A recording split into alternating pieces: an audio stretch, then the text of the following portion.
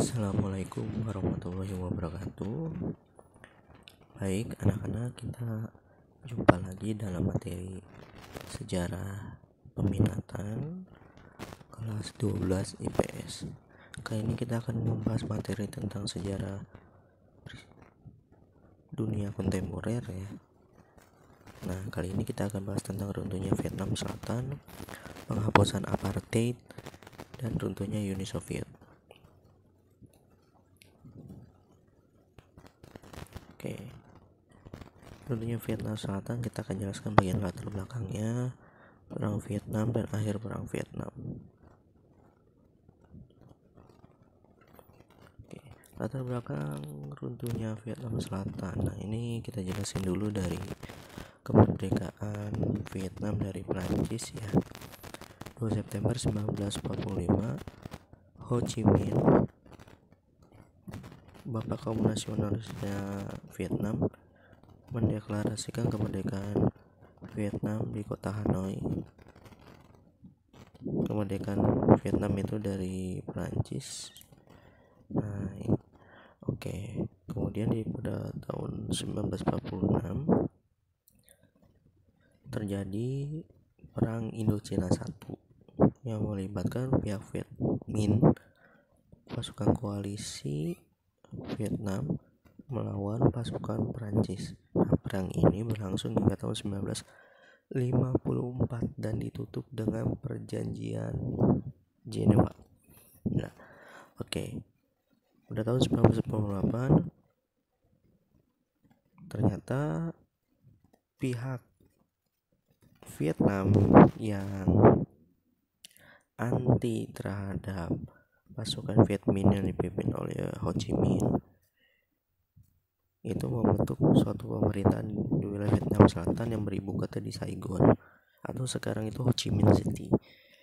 Nah, pemimpinan itu dipimpin oleh seorang kaisar nama Kaisar Bao Dai. Nah, Kaisar Bao Dai ini dia cenderung bekerja sama dengan Perancis ya. Jadi Ho Chi Minh itu adalah pasukan dari pihak Vietnam khususnya bagian utara yang menganut ideologi komunis. Nah, di akhir perang Indochina I pada tahun 1994 bulan Mei, pasukan Prancis kalah dibuktikan dengan pertempuran di daerah Dien Bien Phu ya. Nah, Dien Bien Phu ini merupakan benteng pertahanan pasukan Prancis yang dibantu dengan pemerintahan Vietnam Selatan. Oke, kita lanjut. Ini Ho Chi Minh, pemimpin dari pihak Viet Minh, dan ini Kaisar Bao Dai dari pihak Vietnam Selatan.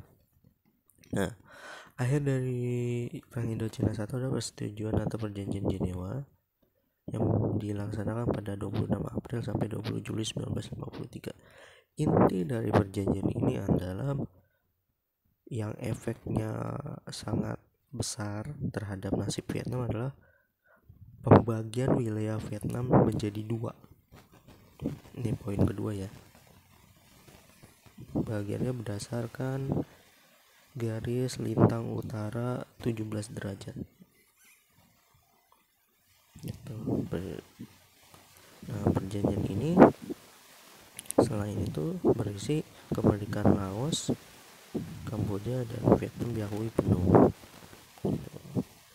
Terus Prancis dan Vietnam Selatan menarik pasukannya dari utara, dari sini ya, dijelaskan ke sini. Terus Republik Demokratik Vietnam diakui secara de facto. Republik Demokratik Vietnam ini adalah Vietnam Utara ya, North Vietnam. Kemudian akan diadakan suatu pemilu pada Juli 1996 untuk penyatuan Vietnam. Namun pemilu ini gagal dilaksanakan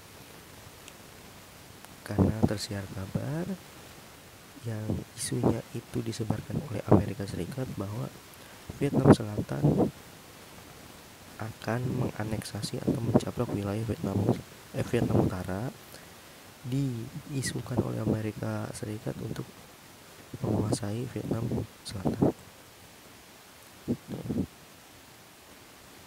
Nih, Di tahun 1955, Amerika Serikat yang khawatir akan perkembangan komunisme Vietnam, khususnya dari Vietnam Utara, kemudian menunjuk seorang pemimpin politik bernama Ngo Dinh Diem untuk menguasai Vietnam Selatan. Ngo Dinh Diem inilah pihak yang menjadi perpanjangan tangan kekuatan blok barat untuk membendung pengaruh komunisme di Vietnam. Nah, Ngo Dinh Diem ternyata kebijakannya itu sangat keras ya. Salah satunya adalah mengambil alih tanah rakyat untuk kepentingan negara, hingga nanti memunculkan rasa kekecewaan dan protes dari orang-orang Vietnam yang kemudian bergabung dengan Front Pembalasan Nasional atau yang disebut dengan Viet Cong. Nah, pasukan Viet Cong ini yang nantinya menjadi pasukan yang digawangi oleh kekuatan komunis Vietnam Utara untuk melawan Vietnam Selatan. Nah, Perang Indochina I atau Perang Vietnam berlangsung dari rentang tahun 1955 sampai 1975. Nah, Perang Vietnam ini meliputi pihak Vietnam Selatan melawan pihak Vietnam Utara. Vietnam Selatan dibantu oleh kekuatan blok barat antara lain Amerika Serikat, Prancis, Inggris, beserta nantinya negara-negara SEATO ya, anggota SEATO. Nah, apa aja itu anggota SEATO? Nah, kalian simak materi sebelumnya ya tentang organisasi SEATO. Terus ada lagi Vietnam Utara yang dibantu oleh Blok Timur. Nah, Blok Timur ini antara lain Uni Soviet dan Tiongkok. Nah, latar belakang perang Vietnam ini antara lain kekhawatiran Amerika Serikat terhadap penyebaran komunisme di wilayah Indochina. Jadi Amerika Serikat khawatir jika komunisme yang digawangi oleh Vietnam Utara dikhawatirkan akan menguasai seluruh wilayah Vietnam ya. Sedangkan tadi berdasarkan perjanjian Jenewa itu Vietnam itu dibagi dua, utara dan selatan berdasarkan garis lintang 17 derajat. Nah, Amerika Serikat khawatir kekuatan dari Vietnam Utara ini akan mencapai wilayah selatan juga, dan jika Vietnam Utara menguasai Vietnam Selatan, menguasai seluruh Vietnam, maka kekuatan komunis itu akan menyebar ke seluruh Indochina yang meliputi Vietnam, Laos, Kamboja, bahkan nanti bisa merembet ke Thailand dan Myanmar. Itu yang dikhawatirkan. Nah, dalam perang Vietnam ini ternyata pasukan Amerika mengalami banyak kendala hingga kewalahan akibat salah satunya medan pertempuran yang sangat berat serta strategi gerilya yang diterapkan oleh pasukan Vietnam Utara ya, Viet Cong. Bahkan dalam rentang ada fakta dari berita 1961 sampai 1975 sekitar 56.000 tentara Amerika Serikat tewas. Dan nantinya di tahun 1968 pasukan Amerika juga bersama pasukan Vietnam Selatan sangat terdesak ya dalam serangan Tet. Oke, apa aja peran Amerika Serikat dalam perang Vietnam? Ini menempatkan pasukan udaranya sekitar 460.000 pasukan udara, pasukan laut ya, angkatan lautnya. Terus mengundang lebih dari 100 ofisir yang dipimpin oleh Jenderal Samuel William untuk melatih tentara Vietnam Selatan. Terus membentuk pertahanan bersama collective defense pasukan Vietnam Selatan dan Amerika Serikat. Nah, ini di tahun 69 terjadi, khususnya di bulan Januari ya, serangan Tet yang digerakkan oleh pasukan Viet Cong dari Vietnam Utara berhasil menghantam kekuatan di Vietnam Selatan. Serangan Tet ini serangan yang terjadi ketika hari atau perayaan tahun baru ya, perayaan tahun baru dalam kalender Vietnam. Nah, selang 1 tahun berikutnya 1969 Amerika Serikat, Vietnam Utara dan Selatan serta pasukan Vietcong mulai berunding. Nah, perundingan ini nantinya membuahkan suatu perjanjian yang dilaksanakan di kota Paris, Prancis, yaitu Paris Peace Accord atau perjanjian perdamaian Paris pada tanggal 27 Januari 1975 sudah disahkan. Betul. Nah, Paris Peace Accord ini disepakati antara lain gencatan senjata dari pihak utara dan pihak selatan, Vietnam Utara dan Vietnam Selatan. Dan ketika terjadi perjanjian Paris Accord ini, sebenarnya Amerika Serikat sudah tahu bahwa pasukan Vietnam Selatan dan Amerika itu sudah pasti akan kalah dalam perang tersebut. Cuman Amerika enggan mengakui kekalahannya ketika ini. Alasan gengsi juga sih salah satunya. Dan di tahun yang sama, tanggal 29 Maret, Amerika Serikat pasukannya perlahan pergi dari Vietnam Selatan. Nah, akhir dari perang ini di tahun 1975, ketika 18 April pasukan komunis mulai merangsek mendekati kota Saigon sampai jarak kurang dari 50 km. Dan ini sudah mulai dekat ibu kota Vietnam Selatan itu akan dihancurkan oleh Vietnam Utara. 20 April 1975, pasukan Amerika Serikat mengirim 5 kapal induk armada ke-7 untuk mengangkut pengungsi. Ini bukan buat perang lagi, tapi untuk mengangkut pengungsi, orang-orang Amerika maupun orang-orang Vietnam yang Selatan yang akan dibawa pergi dari wilayah tersebut untuk menghindari serangan komunis.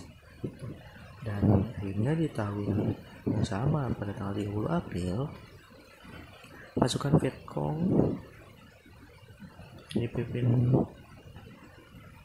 oleh Vietnam Utara berhasil menyerang kota Saigon dan menjadikan nama kota itu Ho Chi Minh City.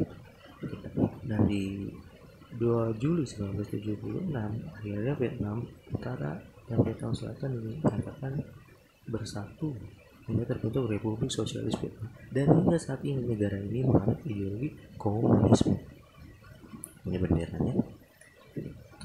Jadi akhir dari Vietnam Selatan itu pemerintahan Vietnam yang menganut ideologi liberalis demokratis ya, dan akhirnya harus kalah di akhir perang Vietnam, dan seluruh Vietnam dikuasai oleh kekuatan komunisme. Oke, kita lanjut ke materi berikutnya tentang penghapusan apartheid di Amerika Selatan. Apa itu apartheid? Intinya apartheid itu politik pemisahan berdasarkan warna kulit, segregasi sosial ya. Pemisahan orang-orang kulit putih keturunan Inggris dan Belanda ya, dan orang-orang negroid atau orang-orang kulit hitam. Aturannya di berbagai bidang kehidupan yang ini mulai berlaku resminya sejak 1948 sampai nanti pada dekade 1990-an baru diakhiri. Apartheid mulai diberlakukan kepada masa pemerintahan Daniel Franco Malan, pimpinan Partai Nasional di Boer. Di sini Partai Nasional yang merupakan orang-orang keturunan Belanda ya. Oke. Populasi kulit putih sebenarnya yang paling sedikit di sana, sekitar 15%, 13-15% ya. Dan seluruh rakyat Afrika Selatan, namun mereka menjadi kaum yang dominan menguasai negara tersebut karena kekuatan politik, ekonomi, dan militernya. Apa aja nih undang-undang yang berkaitan dengan apartheid? Antara lain undang-undang bernama Population Registration Act atau Undang-Undang Pendaftaran Populasi yang disahkan tahun 1990. Intinya dari undang-undang registrasi atau pendaftaran populasi ini, warga Afrika Selatan dibagi menjadi 3 kelompok besar. Antara lain warga kulit hitam dari suku Bantu, terus ada warga kulit putih keturunan Eropa, dan warga kulit berwarna lain yang warna sawo matang maupun berwarna kulit yang kuning dari Asia. Oke, terus apartheid ini adalah menimbulkan beberapa reaksi yang dilatar belakangi oleh kenapa apartheid ditandatangani. antara lain sangat rasialis, berbeda-bedain manusia berdasarkan warna kulit, ya. Jadi yang kulitnya hitam itu paling ditindas. Terus yang bersifat diskriminatif itu sangat tidak manusiawi, ya. Orang terlalu dibeda-bedakan banget gitu, kan sampai ditindas habis-habisan dan bertenang dengan baik pastinya. Karena setiap manusia itu berhak untuk hidup dan mendapatkan kehidupan yang layak. Oke, selanjutnya selain Population Registration Act tadi kan mendaftarkan warga Afrika, khususnya warga kulit hitam itu harus didaftarkan menurut kelompoknya. Tadi Population Registration Act. Terus ada lagi Land Act. Land Act itu intinya antara lain melarang warga kulit hitam mempunyai tanah di luar wilayah yang telah ditentukan. Nah, wilayah bagi warga kulit hitam itu terletak di sebelah timur dari negeri Afrika Selatan. Dan wilayahnya itu hanya sekitar 13% dari seluruh wilayah Afrika Selatan. Jadi populasi orang-orang kulit hitam itu sekitar 80-an persen, ya. Tapi mereka menempati wilayah yang seluasnya hanya 17% negara tersebut. 13% negara tersebut. Sisanya untuk orang-orang kulit putih. Sangat diskriminatif, ya. Padahal warga aslinya itu orang-orang kulit hitam. Terus ada peraturan lagi namanya Grup Area Act. Undang-undang ini memisahkan tempat tinggal antara orang-orang kulit putih dan kulit hitam. Jadi ada semacam klaster gitu. Orang-orang kulit hitam di sebelah timur sana, terus orang-orang kulit putih di sebelah barat. Gitu. Nah, ada perjuangan menghapus apartheid. Antara lain aksi unjuk rasa pemogokan demonstrasi yang salah satunya diperoleh oleh seorang uskup agung bernama Desmond Tutu. Kemudian ada perjuangan melalui Konferensi Asia Afrika, GNB, dan Sidang Umum PBB. Jadi berdasarkan forum internasional ini disuarakan bahwa apartheid di Afrika saat itu harus dihapuskan. Karena apartheid itu merupakan proyek dari kolonialisme dan imperialisme bangsa barat.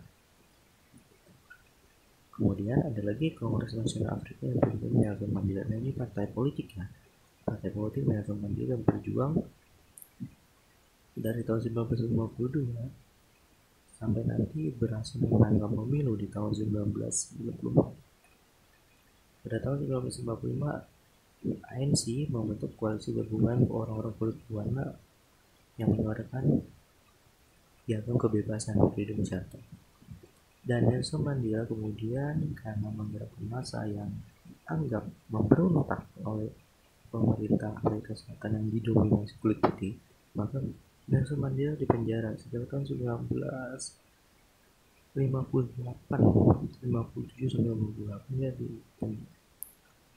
tentang penanganannya diadili di 57 dan 58 mulai di penjara hingga 27 sekitar 27 tahun ya.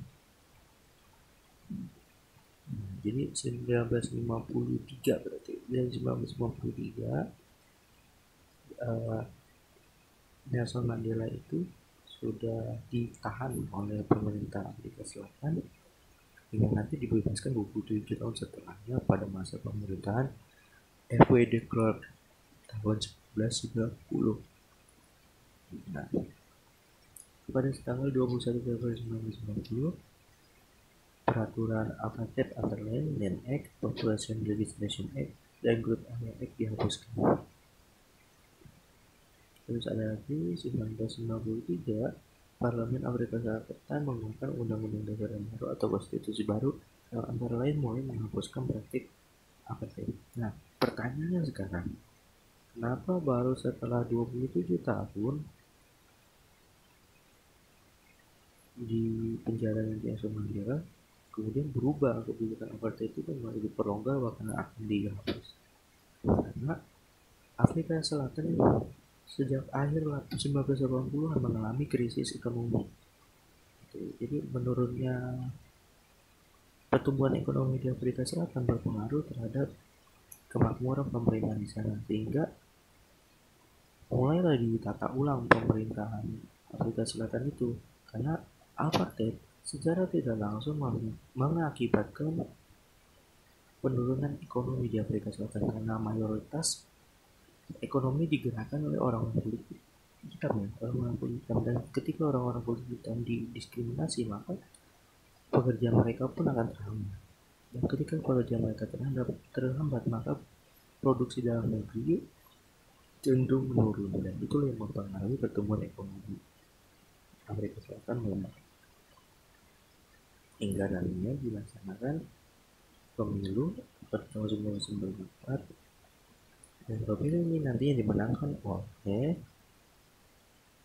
Nelson Mandela sebagai pemimpin dari ANC tadi, dan Nelson Mandela menjadi presiden kulit hitam pertama di Afrika Selatan. Oke, kita lanjut ke materi berikutnya tentang runtuhnya Uni Soviet atau runtuhnya USSR. Ini kita lihat ada patung Lenin ya, seorang pendiri dari Uni Soviet. Ketika Uni Soviet itu runtuh, maka rakyat Soviet merobohkan patung Lenin, bahkan diinjak-injak.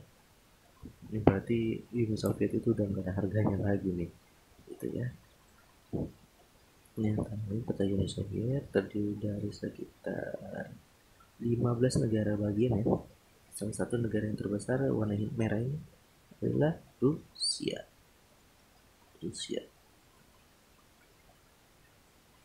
Ibu kotanya di Moskow ya. Pemimpin Soviet antara lain Lenin, Stalin, Khrushchev, Brezhnev, sampai terakhir di Michael Gorbachev. Ini pemimpin Soviet yang besar ya dari dunia, pemimpin besar di Soviet. Oke. Pada ini ketika Uni Soviet dibantu suatu negara pertama yang membuat komunisme. Jadi kalau mau bertanya apakah komunisme sebagai ideologi berhasil diwujudkan sebagai suatu negara untuk pertama kalinya, bisa dibuktikan bisa dengan apa pendirian Uni Soviet oleh Lenin. Kemudian Uni Soviet itu nanti terlibat dalam perang dunia sampai memulai perang dingin di era Joseph Stalin.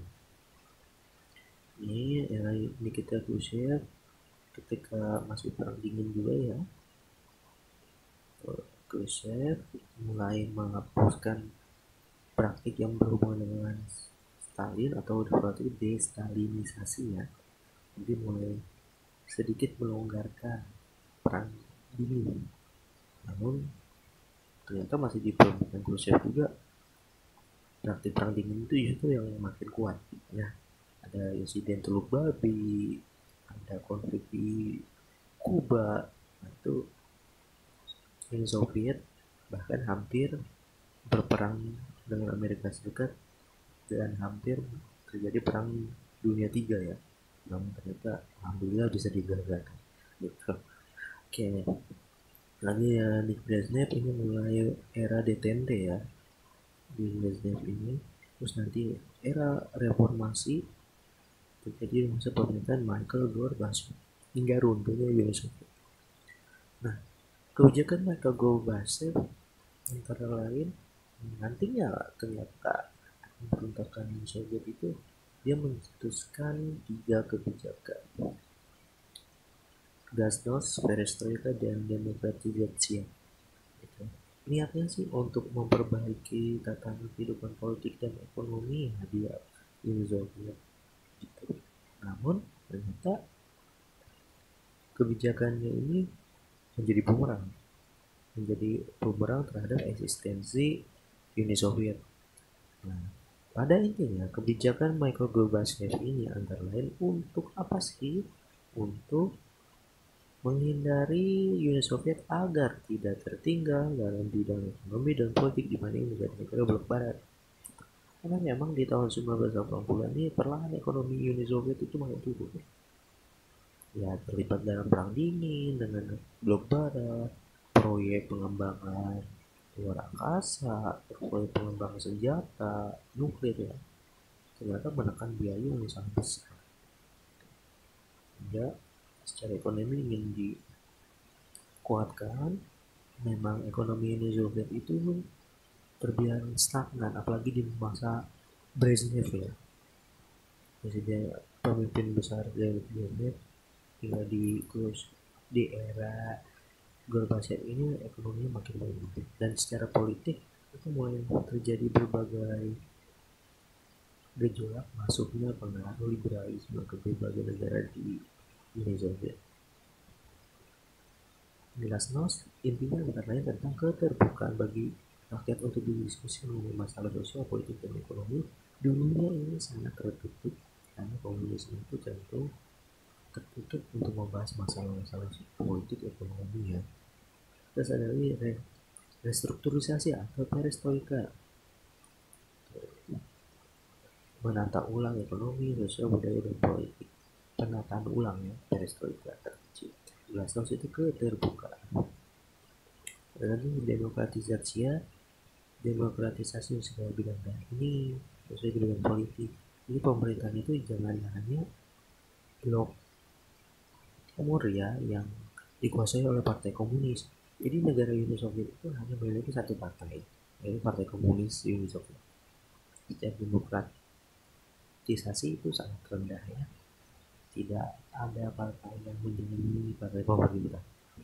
Kemudian Michael Gorbachev resmi menjadi presiden Uni Soviet. Jadi di tahun 85-87 dia menjadi sekjen Partai Komunis Uni Soviet. Dan ketika dia menjadi presiden Uni Soviet, dia memerintah dan menerapkan kebijakan tersebut. Jadi apa aja sih bidang-bidang yang dipengaruhi oleh Glasnost itu antara politik, ekonomi, sosial, budaya. Nah, politik antara lain kebebasan politik pemerintah boleh melaksanakan pemilu, sistem partai tunggal menjadi multi partai, pers diberi kebebasan. Ada lagi di bidang ekonomi, rakyat bebas mengungkapkan atau meninggalkan ekonominya. Pengakuan terhadap kepemilikan pribadi di era komunisme itu kepemilikan pribadi diambil alih kepemilikan oleh negara. Perusahaan swasta boleh berdiri, kapitalisasi ya swastamisasi juga ada, dan jaminan sosial antara kebebasan peragama. Di perestroika di penatanan bidang politik adalah memperkenalkan praktik inovasi demokrasi antara lain seperti pemilu ya, itu penghapusan penyalahgunaan kekuasaan.